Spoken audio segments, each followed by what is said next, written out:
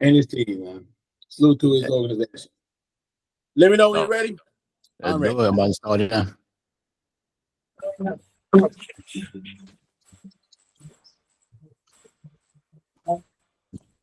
Talking about what we talking about. I can do this a day. What we talking about?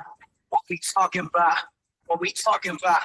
I ain't feeling stand. We talking about around the time every set of brothers argue. You gotta listen in to catch a glimpse here from our view. I finish every debate that I'm in. Gonna start it up. Time tomorrow we run it again. Ain't no stopping us. What we talking about? What we talking about? I can do this all day. What we talking about? What we talking about? What we talking about? I ain't feeling what you stand. What we talking about?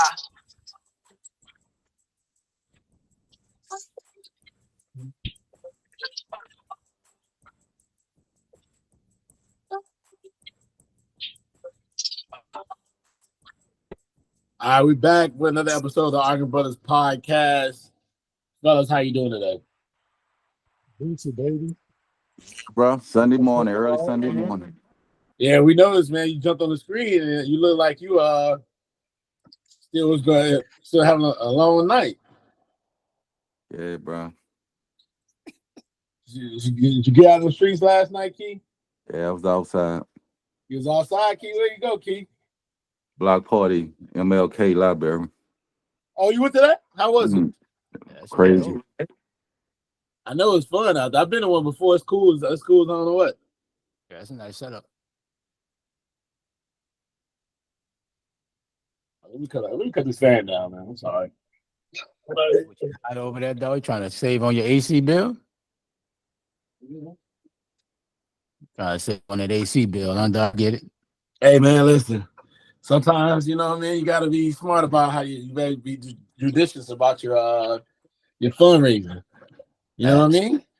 All right, so, man, let's jump into it. Let's get into our Thursday night recap, how we like to do it. We start off what happened during the NFL Thursday night game. Let's talk about the Cowboys and the Giants, man, and what's going on with the Cowboys. They're 2-2. One against the Giants 20, I think it's 20-15. That was the score. Yeah, it was 2015. A very boring game, a struggle. Like, Ray, start us off. What you think about what's going on with the Dallas Cowboys and what their outlook is for the rest of the season? Man, I think, just with the Thursday night game, I think the Giants probably left a lot on the table. They kept moving the ball. This is the Daniel Jones. I think, the Giants want to see not turning the ball over, just being efficient. He's getting the ball to neighbors. He just can finish drives, and indicative of having 5 field goals. But for Dallas, man, they just lack talent. Outside of CD Lamb, but nobody on the offense you really scared of. Brandon Cook is a solid receiver, but he's past his time. Ferguson, the tight end, is decent enough. They just don't have no running game. Like, I don't know why in the offseason, even if you passed on Derrick Henry, you still had to go get somebody, right? You depend on he's small, out of K-State.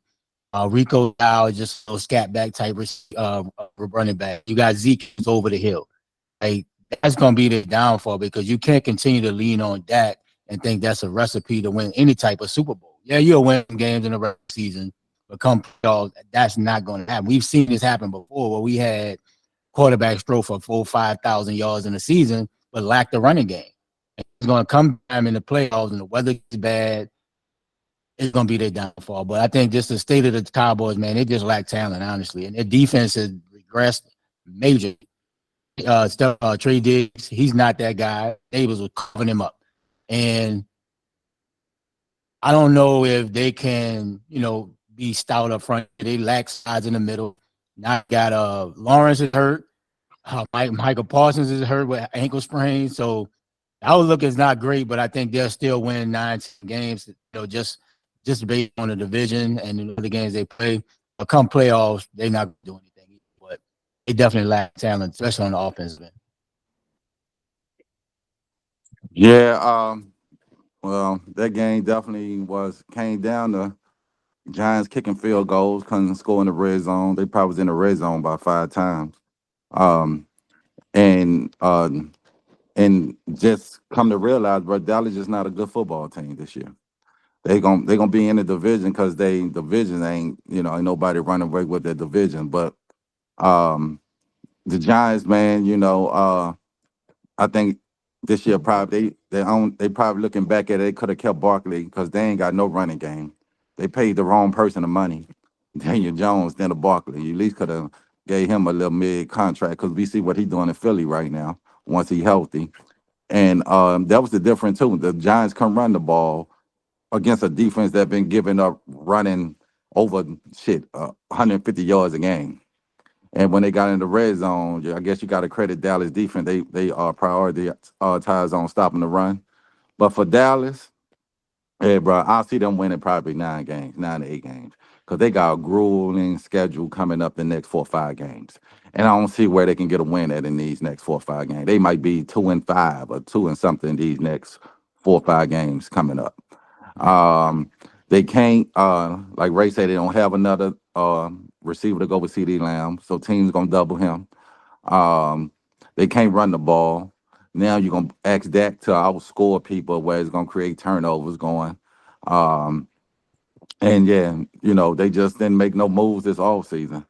Everybody was making moves, they stayed packed, and just come to realize this is not a good football team this year. And I don't see them winning 10, 11 games this year. I got them probably 8 or 9. Well, my question is, like, what's the real expectations of the Cowboys? Are they a championship team, or are they just a really good team, a playoff team? If they're a championship team, like their fan base thinks, and they're not what we think they are. But if they're a good team, just a team that can get to the playoffs, compete, lose, of course, but they still are. They can get to the playoffs and make some noise.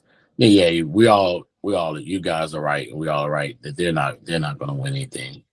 And so when I saw with the Giants, who, I mean, overall been struggling as far as trying to get the ball in the end zone. When you see that they're doing things that are affecting the Cowboys, making them one-dimensional. That's just a lot, by a team like that does play hard. Let's be real. The Giants do play hard, but they're not a really good football team, and they have a quarterback issue. They're decent skill players, but they have a quarterback issue. And so you see these guys playing toe-to-toe 2015 on a short rest type of game. I don't know if it bodes well for the Cowboys. He's just said it 100%, like they have a grueling schedule.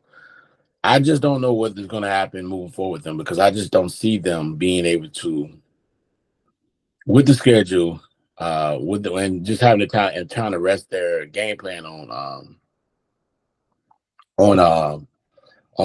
Dak and throwing football. I just don't see where they can really win. Like, they did run the ball pretty well against the Giants. That's good.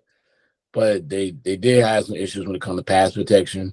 A couple of times Dak was running for his life. And even though CD had a good game, it still boasts of the fact that they have to do so much just to get him open. Yep. Right? They used to always have a strong tight end. I haven't seen a tight end being utilized in this offense since I don't know when. So it's just a lot. It's a lot going on with them. I just don't think that they have the team that can go out and win the championship. So, like I said, they're just a team that, you're going to play well, win 8, 9, maybe 10 games, and yeah, they're fine. But if they're a team that wants to win the championship, this is not going to be the recipe. Nope. Not this year. Not this year. Maybe a couple of years ago, but not this year. I mean, they have an opportunity. San Francisco is going through a lot of injuries, but then the Rams are playing well, and so is the Seahawks. So all these teams that they in the past that weren't playing well, that's probably going through like a rebuild, now really playing well and going to be able to compete, right? You still got the Lions, still got the Packers. You still got the Vikings. You have a lot of really good teams on hot starts right now. So and even in future, like now you got to pay Michael Parsons next year, right? Like, get the cap on up every year. Teams always figure it out, but that tax bill come at some point, bro. You paying a lot of big players. Somebody's not gonna get paid. You don't think Parsons gonna get a deal next year? Parsons may get his deal, but they're gonna have to get rid of Lawrence. Yeah, I think he probably going. He a little old too. Then that's again when you pay Dak 60, CD 35, Paulson's gonna be up there. You're gonna lose talent, man. You just hope that you can draft well to offset all that. Right. Yeah. And that's the key. When you paying that type of money, you gotta draft like you gotta hit in the draft every single time to increase depth. Well, I mean, draft is one thing, but then you got to realize like draft is one part of the scenario. You got to have some good free agents, which is what's been the problem. They've been so far up on the cap that they can't get the free agents in there that they need to really advance the team, right? So, I mean, if you want to put it all on $60 million quarterback, okay, cool. Yeah. But if you don't get what you need for that $60 million quarterback, then what's next? Mm-hmm.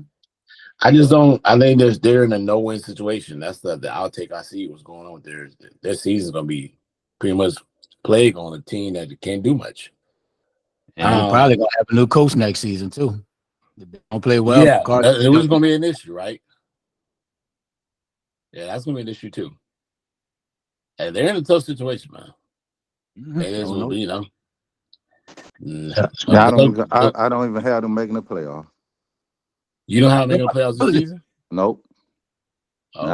I got the Eagles gonna win that division. They only gonna get one team in the playoff. Shit, the Washington might have a shot winning the division. It might, no question. Yeah, I think everybody in that division has. Washington's not going. No, let's stop it.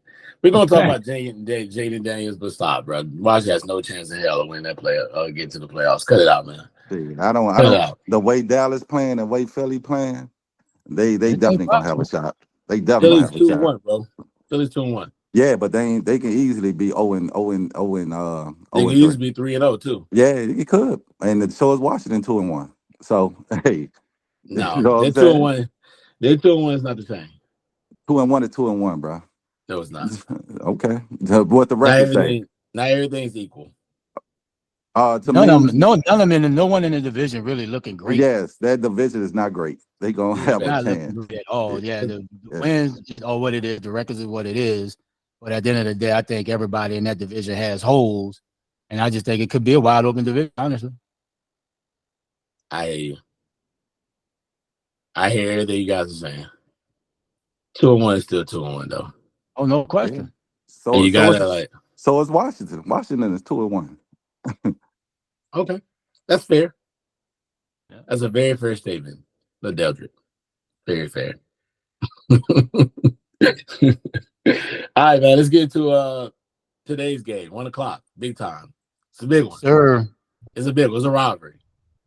It may get ugly in the Georgia Dome. Mercedes-Benz Dome. It may get real ugly. Oh yeah, for the Aints. It's all good. Let's talk about it. Let's talk about it. You know what I mean? Falcons versus the Aints. Keys to the game. Key, start us off, man. Like, what do you think? What do you think you guys got to do to win this game? We gotta get back to well, defense gonna play well stopping the run. Mm-hmm. We're gonna have to get pressure on Kirk Cousins. You gotta hit him all night, make him uncomfortable. The pass rush gotta get there. Saints gotta stop the run, which they've been doing most seasons, stopping the run. You know, other than Barkley had some big runs after they were mostly on the field all week last week. And good to see Taysom Hill playing, bro. To me, I was starting to realize, bro, he's our most important player on offense because they move him around so much, and you got to account for him. And he opened up a lot for everybody because they put him at tight end, they put him at running back, they put him at fullback. When he's in the offense looked totally different. And you know, people was like, damn, man, they getting Taysom money. He has become I think he's our most important player when he plays on offense. You can definitely see a difference in our offense when he's not there. So by him playing today, the game plan definitely for the Falcons gonna be keen on him when he gonna get the ball, how he gonna get the ball. So, but the keys to game is the Saints. You know, they got to get back to, running. I know we got a lot of injuries. O-line, we wasn't the same when our center went out last week. Yeah, they come block out, though, boy went down. So I got a lot of injuries. I think Alvin Kamara got a broken rib. So it's gonna be a good close game, and it's gonna come down to who win the turnover battle. So, but yeah, Saints will Very beat true. up. Very true. Yeah, so that's what it's gonna come down for the Saints. They've been my man, the Honey Badger been getting a turnover every game, so the defense got to continue to get turnovers, short field, and that's gonna be the keys to the game. Yeah, I agree with you, Key. Like both teams are dealing with injuries on the O line. Both teams may be missing 2 starters. We gotta move, make Kirk Cousins move. Like, we can't just let him sit back there and pat the ball. For whatever reason, our pass rush is just non-existent, bro. But Saints always play well defensively. We got to get off the field on third down. That killed us last week. So that's key for me, just to get pressure on Kirk Cousins.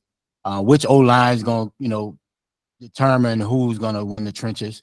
Because, Atlanta got a strong running game with Algier and my man out of Texas, Bijan, who can run the ball. And like you said, Keith Taysom is big. Like you said, they move him around so much. You got to know where he is. And plus, we need to not give Kamara damn near 30 touches a game, bro. Like, as you can see, he's kind of weighing down. He's banged up. And for the Pigeons, which receiver gonna step up? Will Drake London still be that guy?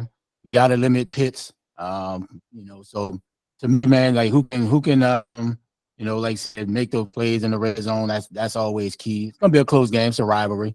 But yeah, I think it's gonna be a good game today. And what time it is. The Pigeons going down. It. Listen, I think you guys said it all. For our end, I think for both ends, if I'm looking at it from a spectrum of, just being an analysis here, talk about both teams, quarterback play is going to be essential. Like both teams, both quarterbacks are coming off maybe mid to subpar. Like I think Daniel Carr played poor against the Eagles last week. I don't think that Kirk played great against the Chiefs, but he played decent. He still didn't make the throw that was necessary to win the game, and that's the key. So this week we need excellent play from Kirk. Kirk, we need better play. We need if you come out that Achilles, we need that Achilles injury now to really fully be healed and really to be back to 100% and being able to hit those shots that we need. The pass to Pitts, which was PI, should have been PI, was cool, but it was a pass on fourth down right after that should have been thrown. If he threw it with accuracy and high enough, he would have hit Drake London in the back of the end zone for a touchdown. And his ankle was the problem why we couldn't just do a sneak on 4th and 1. We were right there at the end of the game. He could have just sneaked this stuff trying to hand the ball out to Bijan Robinson. So I need him to get healthy. I need us to get healthy because we are not the same type of team with his limitations. And with a defense like the Saints, who has a really good defense that's very quick, that can move laterally quickly, we need to have a better game plan, and we need him to be healthy. I think if we can do those things, we will beat this team, right? We'll become 2-2, and that's what we really need to do because we don't want to get behind the 8 ball, going 1-3 in this division, and pretty much be outside of Carolina. Carolina's 1-2, so we don't want to be lax. On the Saints end, you're gonna have to establish the run. I mean, the first 2 games, Kamara was running wild. Yeah. Right. Getting the ball to him was essential. It was setting up the play action and set up the deep ball. The Eagles did a good job with a 5-man front, slowing that down, which kept the deep passes from happening. And yeah, that's where we're at. So I think that if we, as the Falcons, keep those deep shots, control the line of scrimmage, keep you guys from running the ball, and not having deep long runs, letting Kamara just go wild, I think we got a good chance to win this game. Yeah, so I think that's going to be one of our advantages. Yeah, you both right. We both have O-line issues this game, and I think it's going to be about the D lines. Who can D line can establish itself. Facts. I agree. I agree with both you guys, man. So I need Chase to show up, bro. Jesus Christ. Who? Chase. Who? Chase Young. Oh yeah. Oh yeah. Well, yeah. Y'all gave him how much money? Y'all gave him? he got a 1-year deal, dog, but I just don't get dude, dog. Like he has no moves. Like you've been around some great players. He been in the league in Washington, all them first round picks. Been San Francisco. Like you ain't learned nothing from nobody. Like no moves. Like bro, you can't bull rush everybody. Yeah, that's exactly what he does. That's why people. Like, That's why people are happy to let him go. yeah, like dude, he like Mr. Almost. Dude, a great athlete, but he don't have great skills. Dog, he's a specimen, but dog, he just lacked the talent, bro. Like, what is he working on in the offseason? Just don't get it. I just don't get it. Yeah. Well, you gave him a check, so it's cool. He's a 1-year flyer. You know what I'm saying? Look, cats like that, bro, gonna stay in the league a long time because he's talented. And teams feel like I can be this team, I can turn them around or take a chance on it. But he's never gonna get no big deal. Like he's just a guy, though. Like a guy that has talent, and that's just not gonna always win in the NFL. That's true. Key, man, you got any follow up on this? Nah, I don't have nothing. All right, bro. Wake up over there, man. Huh? Wake up over there, Key. I'm up, bro. All right, man. Let's talk about Jayden Daniel. Let's talk about Key's boy. He loves Key boy. Key team. Key boy, right there, boy. That boy, Keon love this boy. When I say you love him like a son, I love him like a son. He loves him like a son, man. All he does is text about him all game long.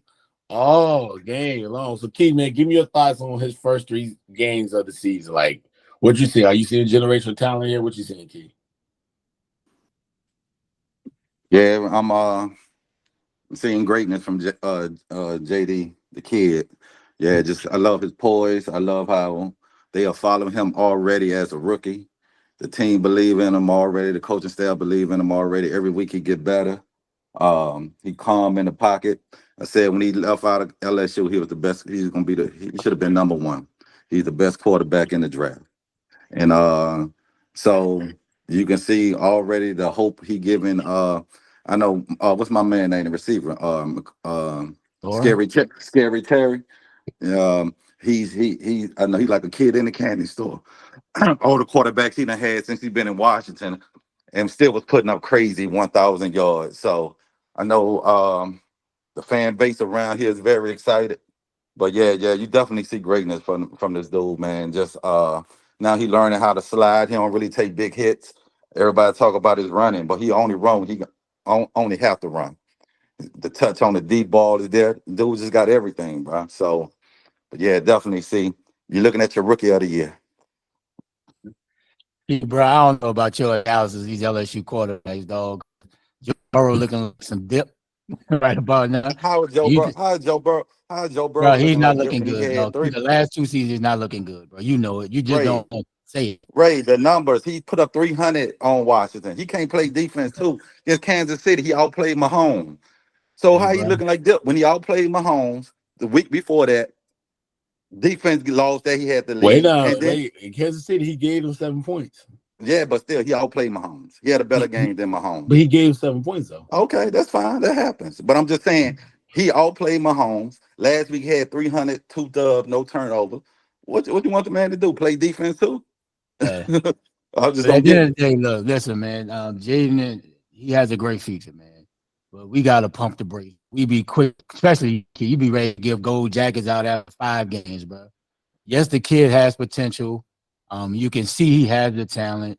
The first couple games, yeah, they didn't ask him to do a lot, right? They didn't ask him to do much. And just like the cornerback from Cincinnati said, like they run in a college offense just to ease them into it, which I don't have no problem with that. Right? And we talked about how we just throwing these rookie quarterbacks to the wolves pretty much. So they nurse him and bringing him along slow. The Cincinnati game, he lit it up, doubt about it. He has the potential, has the talent. Washington has a great future with him if they can continue to protect him. Right, like you got to continue to build and invest in that old line to protect your quarterback. If I'm a receiver playing for Washington, you have an exciting future. He definitely has the arm talent. You got skins. Commanders have a great 1-2 punch in Eckler and Brian Robinson, who's turning out to be a stud. So yeah, the Jayden Daniel future is bright, but you know what I'm saying, it's just week 4. we got to temper down the expectations, but at the end of the day, I think Washington has a bright future for the kid if they continue to protect him, bro. That's the key. Continue to invest in that O-line every single year. I mean, I'll be honest. I like what I've seen first 3 games of the season. Let's be honest. He's playing well. Mm-hmm. I don't take nothing away from the kid. The kid is playing quality football. I mean, he's quarterbacking well. He's getting in the right plays. He's doing what he's playing winning football. Now, is he? I mean, he did have. He only missed 2 passes. He had 250 yards. That's not. It's not like he had 5,000 yards or 300 yards in the game, but he had 250. But he's playing. You can't take away his play. His play says a lot. He is playing really, really, really good football, and I have to give it up to him. So with that, I give you props on that, man. You called it. You said the guy's going to be really good. He has been, and yeah, you can't take that away from the guy. You can't take that away from a kid that's playing really, really, really, really, really, really, really good football. He got a long way to go. Yes. But yeah, you can't. I mean, the kid's playing well. So, Key, you're right. Is he rookie of the year? I'm not sure. Brock Bowers is playing well. There's other offensive rookies that are playing really, really good football too. But right now, the first 3 games, he's been very impressive. I think it helps that he came into a situation with a running game. That's been really his benefit. He's utilizing it. So, he plays a lot of the play action. Clearly, he's not playing just a college offense. He's definitely playing a NFL prototype offense with a top 1 receiver, right? Or 1A receiver, 1 receiver with Scary Terry. So that helps too. The talent around him is already there. Now it's just about building those relationships and being able to benefit from the talent. So, I mean, he's in a good spot, and a lot of DC loves him. And so, man, like, I look at him. It's all up from here. He can only get better as the season goes. Yeah. So, yeah, I have nothing but props for the kid. The kid is really good, really, really good. And I don't probably align with what Keith says sometimes when he's talking about LSU quarterbacks, because I mean we kind of forget that you say you're a great evaluator of talent, but both of your quarterbacks was at other organizations for like 3 years before he became at LSU. They kind of developed their skill set somewhere else. I mean, Jayden Daniel was a starter at Arizona State for 2 seasons. Yeah, but he wasn't no Heisman winner. You win Heisman as LSU. Hey, that's fine, but that's kind of probably because he played with better talent when he went to LSU. But he actually started twice. He was a true freshman starter, and then we talk about Joe, but Joe was at Ohio State 3 years. He ain't get on the field there. Can't LSU your career goals. We develop quarterbacks. Career goals. Yeah, career goals sky high. It's all good. Well, man, listen, I do like this. I do like the boy skill set. He can play, bro. I ain't gonna take nothing away from him. He can play. He can play. All right, man. So let's what's up. I think we're at that point of the podcast, one of our favorite parts where we get to do what we like to do. Do not take we do NFL picks. Do not take our picks as gospel, because we probably are not doing very well this season. But now it's time for the Arvin Brothers NFL Pick'ems. All right, man. Y'all know the routine. You know what we do right here. Ray start us off, Key next, and then I finish us up. No real 4-man team. I don't know where he's at. I have no idea. So we don't get his picks. Maybe he'll send us his picks on his own. No, actually, he won't. We won't just even worry about him. All right, so we started with the biggest game of the day, the game of the moment. My Falcons against your Aints. Let's get it going. Ray, who you got? Man, I got the Saints by 4 in a close game, bro. I think last possession type situation. Like normal. Okay, Key. Yeah, we going there and pluck them fucking wings. We going second line in the dome. It's gonna be a black and gold party. Saints who that, baby? Why you gotta do all that cussing, Key? That's terrible. All right. Yeah, I don't understand. All right, man. So you already know I'm picking Falcons. So I don't even gotta ask myself that question. All right, Vikings versus Packers. Who you got, Ray? I think I got the Packers. Jordan Love playing today? He is Anytime active. decision, probably. You know, that got me last week with the Vikings. I was going to pick the Vikings last week against the and I asked y'all, was 18 Jefferson and healthy? Was he playing? Y'all like, no. And then he was out there.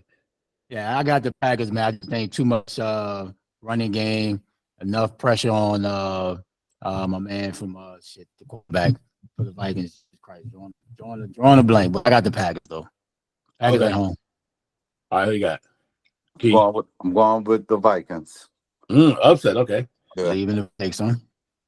Okay, I got the Packers at home this one. I think Jordan Love is active, and even with Willis, I think they still can win this game. The running game, they just run the ball really too well right now. I think the key's been. I told y'all this a couple weeks ago. I think the key is going to be to run the game. I picked them to win last week because they're going to run the ball. Excuse me. I think people don't realize Jacobs probably a top 5 running back. All right, Eagles versus Bucs. Who you got, Ray? I got the Eagles on the road winning a tough one, man. Tampa going to put a lot of zone. Jalen Hurts has been like a turnover machine, but I think they got enough. They're going to win today. Big game for Jalen Hurts. Okay. I'm gonna go with Tampa in a close one. I like the Eagles in this game. Very close game, but I like the Eagles. I think Jalen make a couple more plays than Baker. Even though the Bucs have had their number though. Yeah. So gotta put that out there. Well, I tell you what, I'll put an asterisk on this one. If AJ plays, I go with the Eagles. If AJ does not play, I'm gonna go with the Bucs. I think it's just AJ not because I know Smitty's out. Yeah, I know he's out. Commanders versus Cards. Who you got, Ray? The Jayden Daniel show. Let me go with the Commanders. Yeah, I'm going Commanders. I'm going Cards here. I think the Cardinals got their next great receiver. There's gonna be a matchup nightmare on the back end with the Commanders. So I got the Cards on this game. All right, Bills versus Ravens, Sunday Night Football. Who you got, Ray? I think the Ravens is raiding the ship, so I got the Ravens the cover at home. Bills gonna struggle a little bit. Not going 0-4 today. 4-0 today, so I got the Ravens at home. Yeah, I'm going with. I just like the way Joe Brady got that offense rolling, got Josh Allen rolling. They clicking on Josh Allen, the best player in football right now so far, being so I'm gonna go with the Bills. Bills are coming in there with upset at home. Yeah, man, I got the Ravens win this game. I like Lamar controlling the clock, keeping the Bills off the field. The offense is really good, but you gotta realize this is probably the best defense the Bills are gonna play all season pretty much. Ravens do have some issues on the back end with the corners, but I think that's more foes in the fact of they got a rookie starting. So I like the Ravens win this game. All right, Seahawks versus Lions. Bray, who you got? I'm gonna go with the Seahawks, bro. I like what Geno's doing, moving the ball around, getting DK involved. The two-headed monster with the running back. I think Walker's back this week, so I got the Seahawks going on the road to win. Yeah, I'm gonna go with the Seahawks too. I got the Lions win this game. Close one, run the ball, field goal type of game. But I just feel like Seattle's gonna have a tough time on stopping the run with the Lions. A lot of play action. I like golf and a close game because Seattle. But I like the Lions here. All right, man. Let's get to the main event of this conversation today, right? Of the podcast today, because I don't even care about the rest of the stuff. That's formalities. You just have to talk about NFL because the NFL is king. Let's that drum roll, you know what I mean? That real right here. This is where we at right here. Here it is. Uno o dos. The big on big, dog on elephant. King on king. Send them boys back to Athens with another L. Send them back to Athens with another L. You know what I mean? 1-6. What did Ray get belt? 1-6. New coach, still lost. You know what I mean? Hey, y'all know it. Georgia versus Bama recap conversation. This is I just want to get to all of it so we can talk about this right here. Yes, sir. Woo! Roll Tide roll. All right, Key. I'll let you start us off. What's your thoughts on the game last night? I didn't see the game, but I saw the highlights. It looked like it was y'all had a big lead. Georgia came back. The receiver was like 17-year-old, like he killed them last night. But it just seems like, man, Kirby, man, just for some reason, man, he just can't be Alabama. I know he got the one year he did, but I don't know what it is. I don't know if it's a mind thing, it's in his head.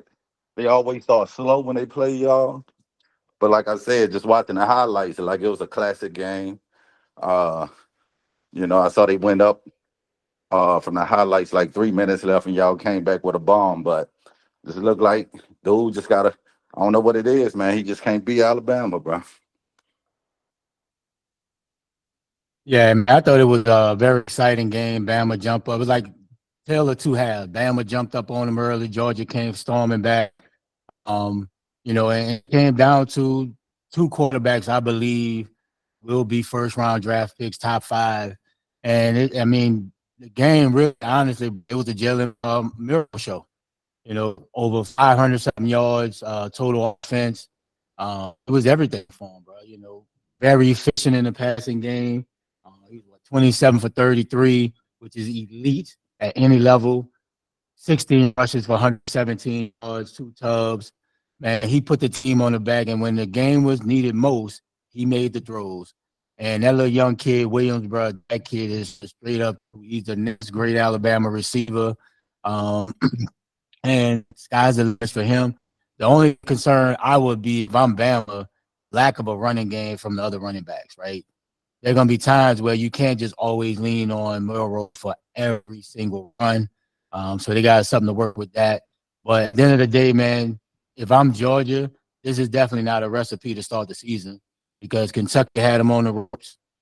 This game right here, you start slow, and you can't expect Beck to any game to throw the ball 50 times. That's not a recipe. That's not even a recipe for any team to win most games. But he wasn't efficient either.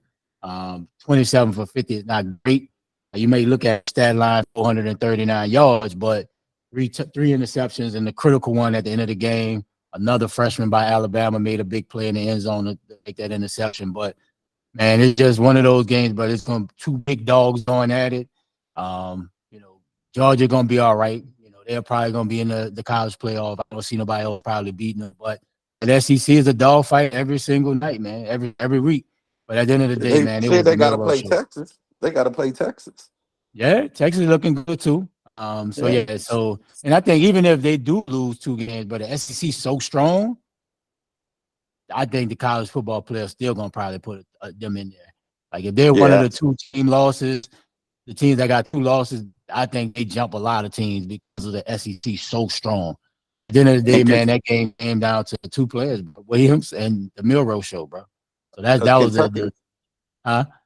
Because Kentucky ain't an easy win now. You can see that, how they beat Ole Miss. So it ain't looking like that. Like you said, they struggle with Kentucky. It look like shit, Kentucky gonna get a lot of people a hard fight. Yeah, but if I'm Georgia, man, it definitely was a disappointing loss. And it's not a recipe to throw the ball 50 times. I know the game was back and forth and it was wild and they had to throw to get back into it. But it's definitely not a recipe for Kirby, and I'm sure he'll probably say the same thing. Well, my turn now. Roll Tide. That boy happy out. That boy was nervous. I know he was. Hey, listen, when you're up 30-7, I was texting my friend. We in this friend group. We're all Bama fans. And I'm like, I don't like this league. I didn't like when they came down. It would have been okay. We would have won the game easier if they would have scored right before the half. And then Miro threw the ball to the tight end. I think he thought the tight end was going to sit. Tight end moved, and it went off his hands, and the kid picked it off. And I said, yeah, that's not a good sign. I told my boy that's not a good sign. I don't like that. I said, they would have scored right there. I think Georgia would have felt defeated. You could have put him away. They couldn't put him away because of that particular play, but it's just not on that kid's play. But listen, Georgia's a very, very good team. When you say they can't run football, it's because Georgia is actually committed to stop the run. That's what they did. They put a 5-man front. They stayed on him. They said, Jayden, can you throw them to victory? They wanted to see, can he make the throws? Yeah. He did. Salute to Jayden Moreau, bro. I mean, a kid that I looked at the end of the season last year, and I was impressed. But at the beginning of the season, I mean, Ray saw when I was watching the USF game when they didn't play. I remember just slapping my hand down, like, look at this offense. Like he went to a lot of lows, a lot of highs, but he's put in the work. He has put in the work to make this team his team, to make them depend on him, to make them say, hey, go make the throws, go make the plays, and go bring the victory. Like, and that right there says a lot to him, his parents, the Moreaus. Man, to really have a young man that has that type of character, that works hard and does what he needs to do, hey man, salute to him. But man, that Ryan Williams, that boy, true. This kid supposed to be a senior in high school. He was doing that, and he's supposed to be a senior in high school, like a senior. Like, you don't really realize that kid's supposed to be still in high school right now. Did he graduate early? Yes. He's not a 17 like he turned 18 this year. No, he's a 17 like he turns 18 next year. Oh, wow. Like, so he's not even he's turned 17 in February, if I'm not mistaken. I think it was like February or March, somewhere around it. He won't turn 18 till next year. Wow. like people don't understand that part. Like that's surreal that he was his 18th birthday's in 2025. Wow.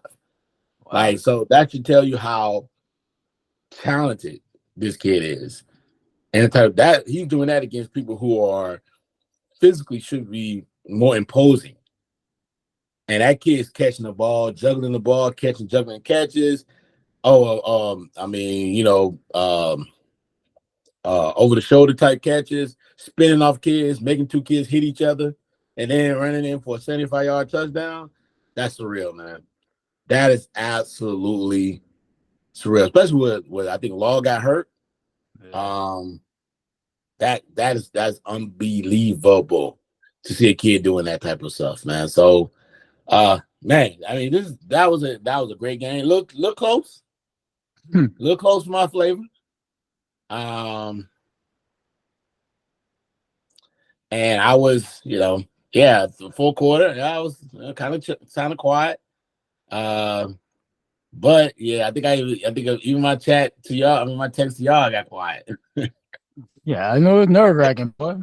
They got quiet. But man, we do what we do, baby. We win. That's what we do. And I think too, like from an NFL perspective, like GMs want to see can Carson Beck really throw the ball like that. You know what I'm saying? Because they projecting to probably be the #1 pick. No. Well, who's the #1 pick? They're going to Carson Beck going top 5. Now, depending on who's at the top of the draft, probably Carolina maybe again. Hey, well, let's talk about that. Do you think Carson Beck is better than Cam Ward or Shador? I don't think he's better, but the typical pro style quarterback, I think a lot of teams looking for that, but now teams are looking for that dual threat. But it depends on the team, on the situation. It's kind of like when Stroud and Bryce was coming out, who can be 1-2, you can go back and forth. I think a team that has that need a quarterback, I don't think you can lose Shador, Cam, Milroe is definitely should be in the conversation, or Carson Beck. But those are the top 4. Depends and I mean to cut you off here, but I didn't see anything great about Carson Beck last night. As a matter of fact, some of his throws his decision making was absolutely dumb. Yeah. Like, the throw that he threw in the back of the end zone at the end of the game, that wasn't a great throw, short. Yeah. He threw a wide receiver screen. Who was he throwing it to? like he threw right to Jackson. Matter of fact, he should have got picked off twice. I think he had 3 interceptions. But he should have had 5. One was dropped. Like, one hit the dude right in the shoulder pad, and he dropped it, and another one that got dropped it. Like, it was 2 of them that they dropped last night. I was like, man, they should have picked that off. Like, I don't see anything great about him. I wasn't impressed. I don't think he's better than Shador. I don't think he's better than Ken Ward either. Yeah, me either. I didn't see anything great about it, bro. I ain't gonna lie to you. But you know how these NFL teams are, bro. Like he gonna be top 5. You know that definitely. Watch. And the crazy part about Milrose, I played him twice. Mm-hmm. Twice, 2 games. They played each other. I played them both games. Yeah, definitely Milroe has definitely improved, and he definitely improved his draft stock. No question about it.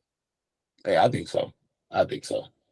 All right, man. So we'll do a Louisville versus Notre Dame recap, but we didn't really watch that. Let's get past that part. Let's talk about your Kings, right? You damn right. Let's talk about us, baby. Friday night game was a controversial game.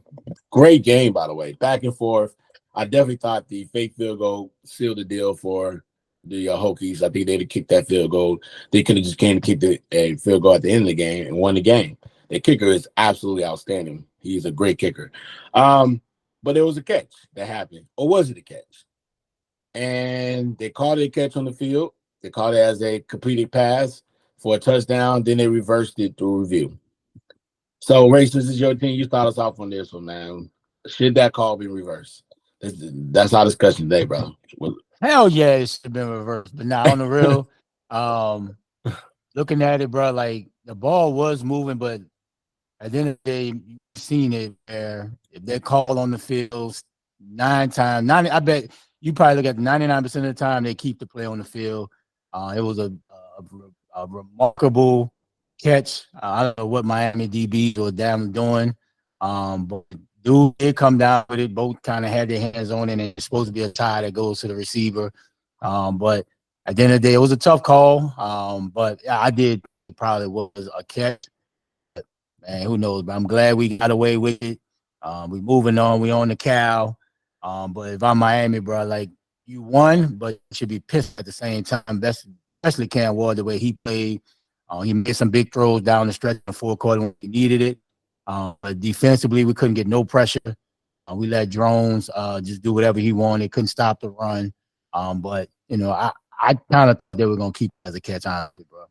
But you know, at the end of the day, it's a tough decision because the ball was kind of moving. Even though the Miami player was out of bounds, I think that kills the play based on everybody, social media. But I kind of thought it was a catch. I thought it was gonna keep the play on the field. Yeah, the ball was moving, but when they made it a touchdown, I was shocked that they overturned it because it wasn't that great of evidence to overturn it, especially when they already called it a touchdown. But it was a great game. I'm with James. You kick that field goal early, you're up 3 scores. Yeah, that put pressure on Miami. Now they pressing because they panicking now, or trying to make plays and might make a mistake by going for it and not getting points there. They was able to relax and feel like, okay, still in this game. Because like the dude was making bombs all day as that kicker. Oh, he definitely going to the league.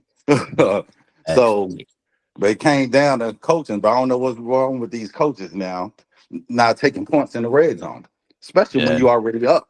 You was up what? That would have put you up by 9. Yeah, no, they would have put you up 13. They would have put you up 13. Points. Yeah, it would have put you up 13. So that's like 3 scores, right? For them to win. So came back. I bet he at home right now. You know what I'm saying? Probably like, damn, I should have kicked that field goal. But Miami, they could not stop the run. I'm doing running all over them, bro. So going forward, it's a nice win. Ray, you finally back, huh? You finally excited. Nope. Like you've been saying all these years, the U is back. I think they'll be great this year. I really believe they got a couple tough tests on the road. But I think for me, bro, it's life after Cam. Like that's when you know a program back, when you can continue to sustain the success of having quarterbacks come in and play at an elite level.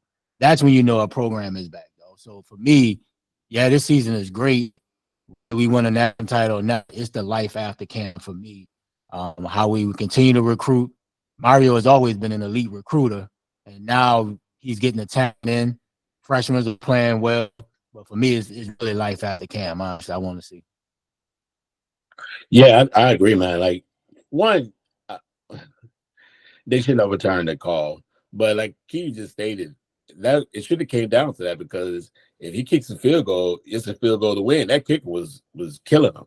So you never know how the game goes. To give up points and it was a chip shot field goal at that. It was a chip shot. Like I get the momentum wise, he was trying to change the tide a little bit, and actually, it was a decent play call if the kid 24 didn't get in there. Oh yeah, Brian, he blew that shit up. Because if he didn't get in there, it would have been a first down because he had the angle. The guy would have got past. He'd have got past him. He would have scored. I mean, scored or at least got the first down. But those are things you go through. The series of thoughts you have to go through when you're making that type of call, but you were up, so it killed your momentum. Like, so you've been up 13, they're not stopping the run. Let's say Cam does go on that roll, like he did. He scores 18 points in the fourth quarter. You still have a great kicker. You go down there, and then you don't have to go down to that last play. But that play should not be reversed. It was nothing from an evidence standpoint that said that play was like not a touchdown. It was, even though they said the ball was, the guy was out of bounds and the ball was from the way college football rules are set up. It's not the same as the NFL where you have to follow through all the way through a catch. I think college football, you just have to have possession for like a second, right? So the possession was when he had his feet down, he had the ball in his hands, and when he hit the ground with his butt, that's when the play actually stops in college football. So a little different in NFL where you got to go through and follow through the actual catch. If the ball hits the back, I think the only time that happens was like maybe if you're catch the ball out of bounds, then you have to see the catch through. But listen, it was an absolutely amazing game. Miami has a lot of work to do with their defense. The defense got punished in that game by a 2-2 Virginia Tech team. It's crazy because it's Ken Ward and Drones. They're cousins. I mean, who knew who these kids were like literally cousins playing against each other? And both of them, I think, from Texas, right? So they sitting there talking about how they're cousins and how they're trying to beat each other. So it was a great game. I think Miami's going to end up playing against a team who can run the ball. If they get to the playoff, they should get to the playoff. They have no hard games moving forward. None. Like absolutely zero. Like, so if they don't get to the playoff, I mean, disappointment. It's disappointing, man. But you're right. What are they going to do after he leaves? Because he's going to be going. He's going to the pros, which you got to have a quarterback. In this day and age, you got to have a quarterback. They got the 4-star kid coming out of Georgia. He looks the part, but, the time will tell, bro. You'll see. All right, man. Let's talk about it. Let's do our fair and foul. We like to do this. We leave this for the last question for today. If you haven't known, if you're not aware, the quarterback for UNLV, they won yesterday. The quarterback for UNLV decided to take a red shirt because he felt like the UNLV program shortchanged him. They said they're going to provide him $100,000 for his service. He did not, so they denied. So he said, "Hey, I ain't playing. It's season over, right? I'll take a red shirt and move on, transfer somewhere else." Right, he originally came from Holy Cross, decent quarterback named Matt Sluka. I think it's Sluka. I think his last name is. So Ray, start us off, man. Fair and foul. Was it fair for him to leave and take a red shirt after not being paid for his services, or was that foul? What do you feel like going on here? I think it's foul. I think it's he could have handled it a lot better. I get a lot of times with these NIL deals and these collectives. They promise things and then they don't come through. But he made a business decision. He didn't make a decision as one of the leaders of the team. He kind of let the team down. That the quarterback is the most important position in all the sports.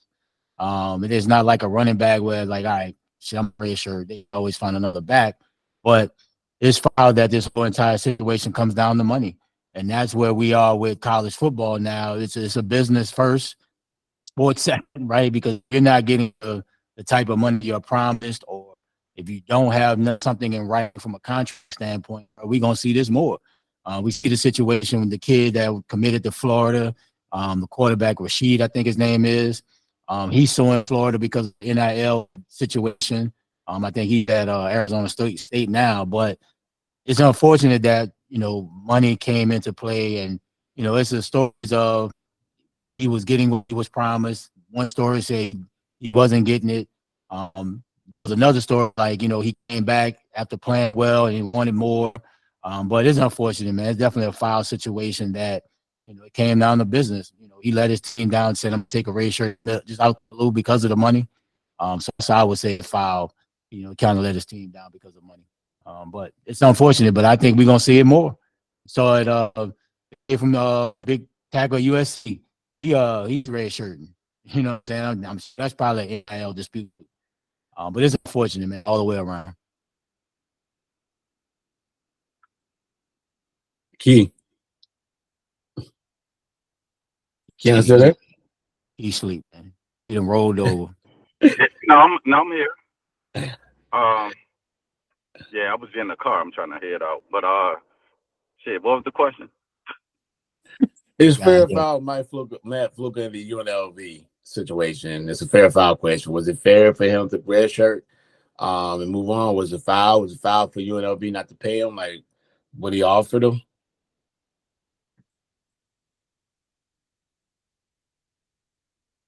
Okay. So I ain't really follow the story. Is it a kid? That's a kid? Quarterback for UNLV. Yeah, he's a quarterback for UNLV. He ended up I'll explain it really quickly again. The quarterback for UNLV said he was offered 100,000. I think it was 100,000 to play football there.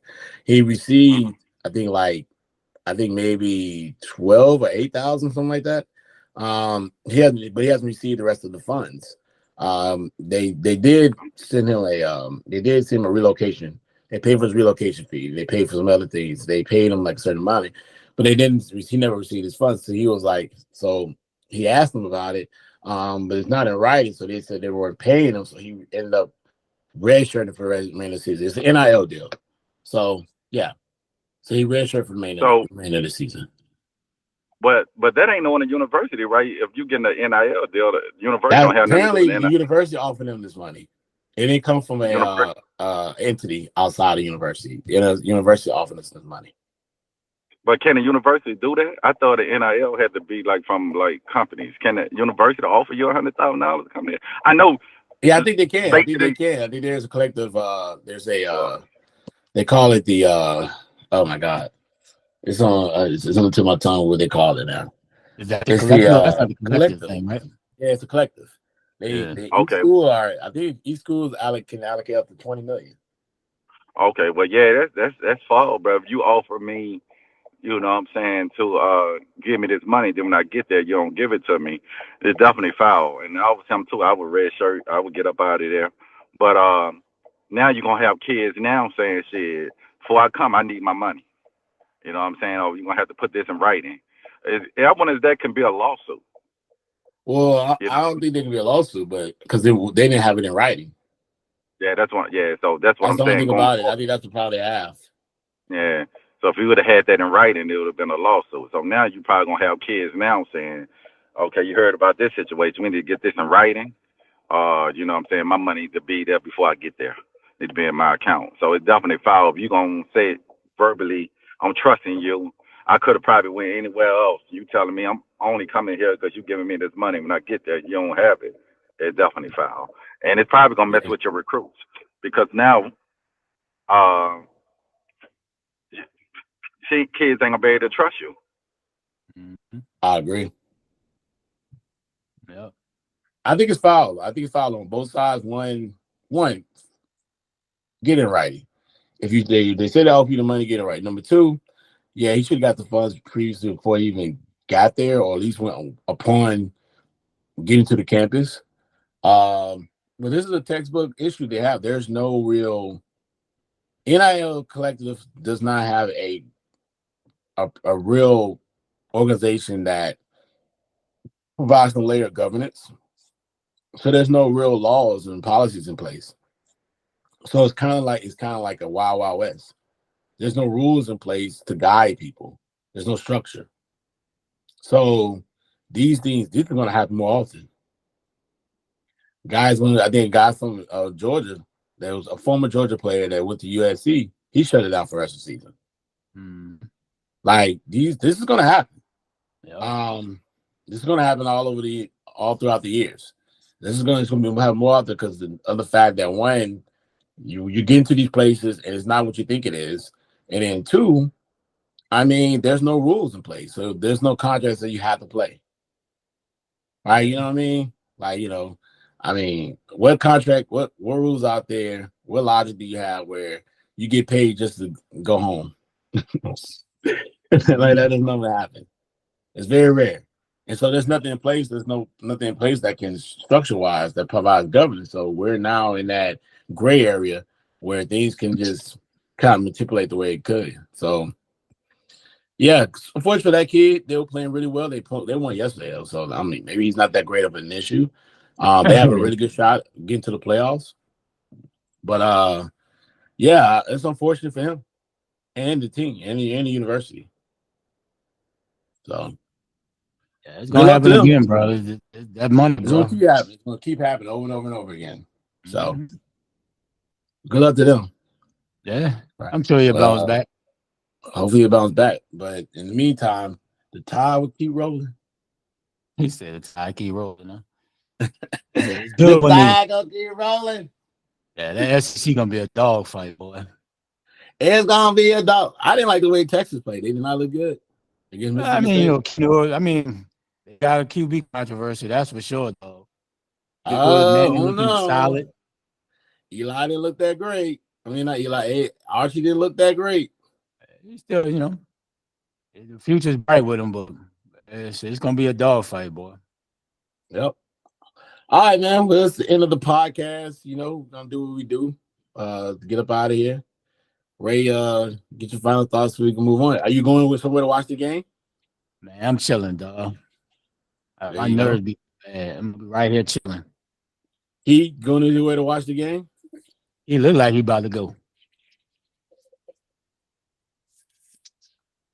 He got that Prime Code phone, man. We got that Boost mobile phone. We're gonna take it that you're not going to watch the game. All right. So yeah, give your final thoughts, Ray. Man, great show, man. It's a great time to be a sports fan. The NBA with the big trade with Cat. There's a lot going on. Keep hitting us up, man. Any feedback you want to see the show, what we talking about, let us know. Another one for the books, baby. Yeah, likewise, man. I think the same thing. One for the books, and I got nothing else further, man. Get us out of here. All right.